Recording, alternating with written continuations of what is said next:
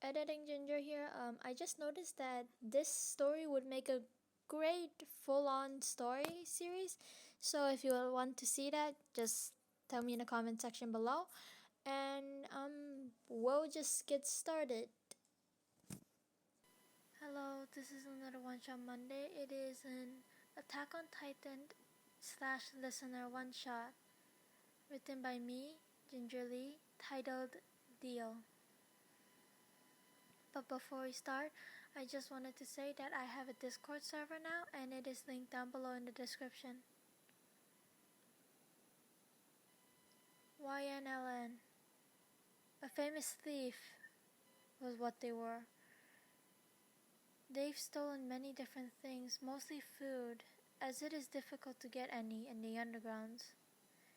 They've occasionally stolen money in the past, but have not done it in years.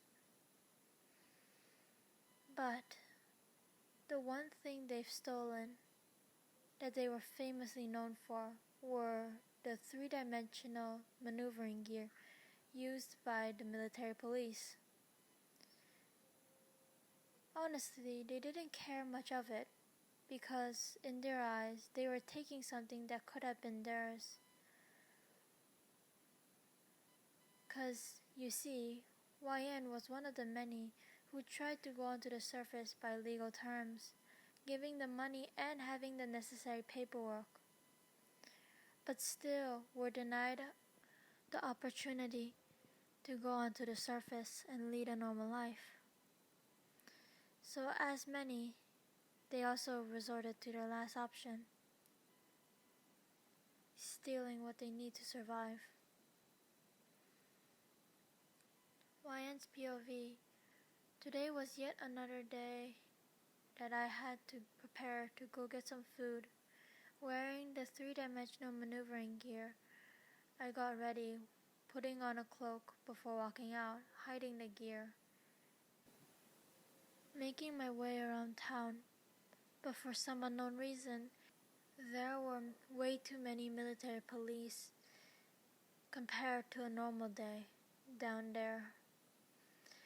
But still, needing the food, I ran into a store before taking a few loaves of bread and some fruit, putting it into my bag before running out the door as I made a mad dash down the street.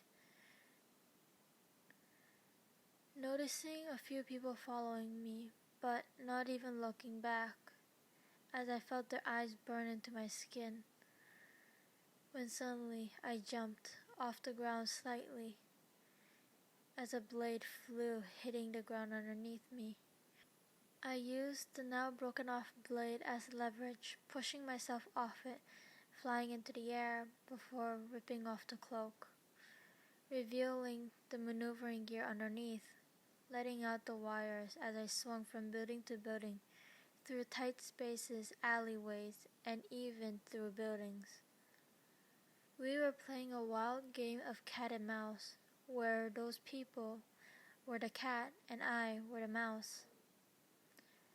As finally I looked back, noticing the people following me, they had a badge they wore on their jackets underneath the cloaks they wore. I took a closer look for a mere second, noticing those people weren't the normal people I would run away from, but immediately recognizing the badge as none other than a survey corps. Knowing that, I thought back to a few years ago when I overheard 3 people talk about those people. Long ago, though I was still young back then, a few years younger than them. I knew there was no way out, no way to shake them off, so I immediately made my way home.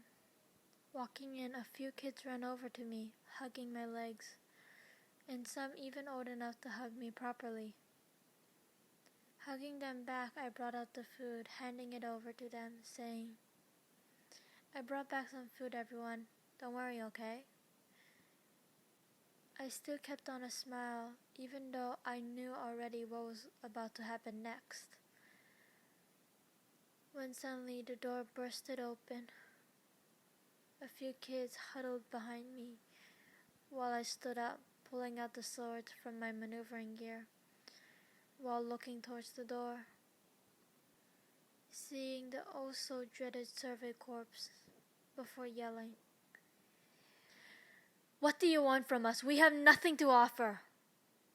As the words came out of my mouth, a male with blonde hair walked up. He also had ocean blue eyes, before walking towards me as I slowly tried to move back. When he nodded to someone, as I suddenly was forced to my knees, my hair being pulled back as my neck came in contact with a cold piece of metal before dilating my eyes downwards to see a blade held against my neck. Some kids tried to run over to me, but I stopped them, not wanting any of them to get hurt.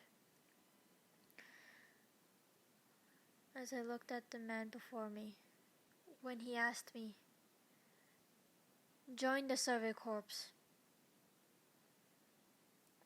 I didn't answer. I didn't want to leave. I wanted to stay. I didn't want to leave the children here alone.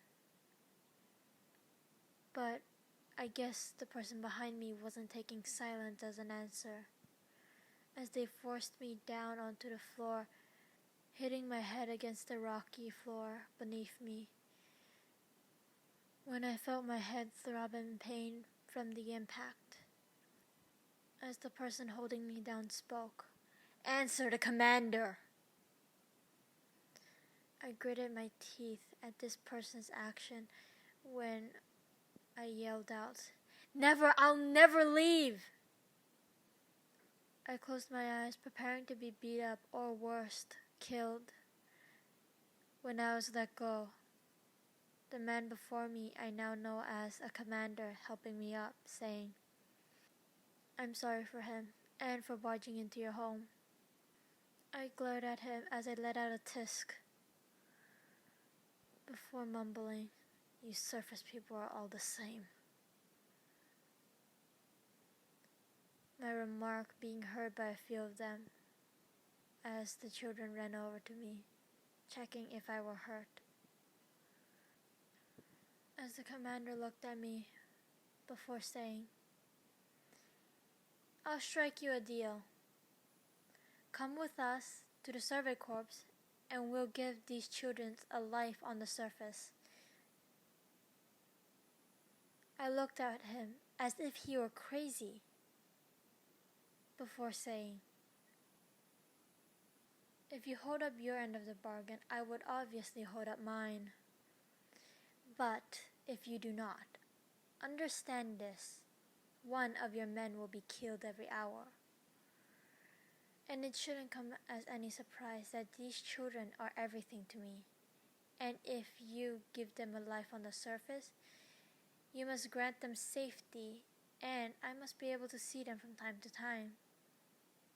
Am I understood?" The commander was left in shock hearing what I said, and the amount of courage I have to speak to someone of his ranking. When the black-haired male yelled at me, as if I had disrespected the god of his life, "Who are you to talk to the commander like that?" He looked enraged, on the verge of attacking me. When I shrugged, as the commander said, "Levi, stand down." The male I now know as Levi let out a tisk before the commander looked at me. "Okay, it's a deal," he said, holding out his hand for a shake, as I nodded, shaking his hand, before we said in unison, "Deal." Hey my little creamers, I hope you liked that video, and if you did, thank you so much. Also, we already hit 80 subscribers, so thank you guys so much. I am so happy about that, and I'm so sorry about the yelling. I actually don't remember there's yelling in any of the scripts until I'm midway through finishing reading it, and then I don't feel like going back to reread it. So it's just a cycle of me being so sorry about it. But besides that, thank you guys so much, and I hope to see you guys in the next video. Thank you so much. Bye, my little creamers.